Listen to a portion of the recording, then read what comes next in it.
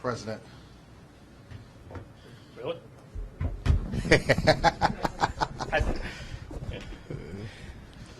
London, I know we got a brief chance to talk to you, but overall your emotions throughout the day, was today a lot harder for you than normal and losing because you knew it was the end or not? No, like I said, last week was tougher just because, knowing that would be my last game and FedEx playing in front of our fans, home game, just having announced it last week, just the emotions and then everybody calling, texting, just seeing people around town just kind of congratulate me and things like that. So this week, it was a lot easier, with Christmas and all the other stuff you had going on. So I was able to didn't have to spend as much time really thinking about it. Just had my kids in town for up until Thursday, so they kind of took my mind off a lot of that stuff. So it was good. Obviously a bad loss in the rain and all that, but what will you remember about your last game when somebody asks you 5-10 years from now? Ah, man, I don't know. It's just my career came to an end in New York the year it was at the Super Bowl, so it just feel like we lost the Super Bowl for me. I don't know. That probably would be my story at the end of the 20 years from now. Lost my final game in New York the year the Super Bowl was there, but all in all, it wasn't a year we had hope for.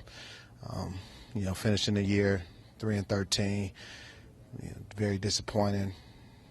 Everybody had high expectations coming in. Just didn't get the job done collectively as a team. Win as a team, lose as a team. But I've enjoyed my time playing here in Washington, playing for the Redskins and representing this organization, wanted to leave a legacy. Being able to do that, I think I've done that. To play 16 years and accomplish what I was able to accomplish. I feel good about that. What were your emotions walking off the field for what probably was the final time? Just trying to soak it all in. Just really relishing the moment. Think about it to know that this is it. After 16 years, been a long time. Time kind of flew by. I went out to eat with some of my family members last night, and they've been along for the ride, and just kind of reflecting to back when it all got started. Time kind of flew.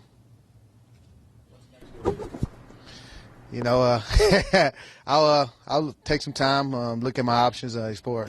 I got some options. Think I have some options as far as media, broadcasting. I want to be around the game still. I enjoy it. Spend some time with the family. Do a little traveling, some things that I never really get to do. Enjoy vacations and not still be consumed with the thought of football. Because I was during those times I was there physically but not there mentally, just because my mind was always thinking about football and what I had to do, what I needed to do to get ready for the season. It's impossible to know what you'll feel in July and August, but do you think you are capable of putting the game mentally and emotionally away when it comes time for training camp? It's tough to tell. I guess the telltale sign will be when it comes time and doing my normal preparation, when I would be, preparing for all season workouts, working out, lifting the weights, doing the normal running. In July, the grass starts to smell a little bit different to me. Just my body starts to yearn the hitting. So I'm sure that won't just go away right away. So it'll be something I have to get used to, London, what was Mike Shanahan's sort of demeanor in the last 24 hours? And did you and other players sort of sense that you were probably playing his final game as the coach of this team? No, I think Coach demeanor's been the same as it always has been. Just emphasize guys going out there playing hard, putting it on line for each other, and I don't think he had his demeanor changed any.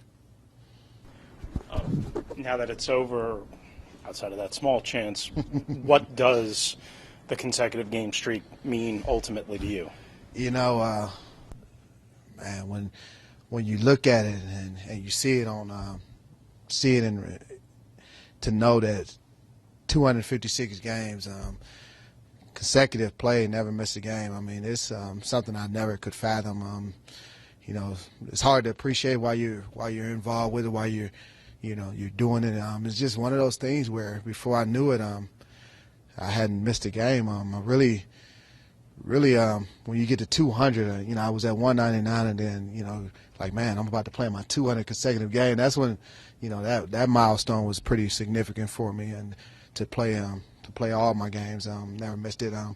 You know, to look at, you know, I really appreciate a guy like Brett Favre, Jim Marshall, you know, guys who, you know, play positions, you know, Rondé Barber, you know, to be able to play all those games, even Derek Brooks, and, you know, just to do that, it's tough. It is tough. So I'm sure I'll definitely appreciate it a lot more once I'm able to really reflect on it. Since you made this a reality, sorry for asking so many questions, but last chance. What's the best thing somebody has said to you that meant the most to you in the last week and a half to 2 weeks?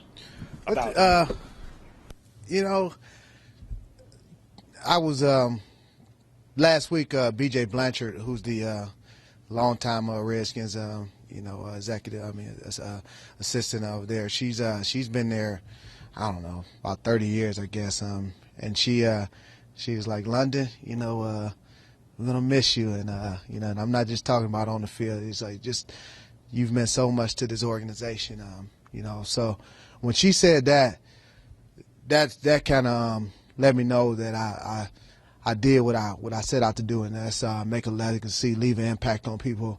You know, because you can play this game and do some things on the field, but it's really about impacting lives and impacting people, leaving a legacy, leaving your mark, and not being remembered for just what you've accomplished on the field, but for her to say that to me off the field, you know, and appreciating what I was able to do off the field. Ladies and gentlemen, London Fletcher. Thanks.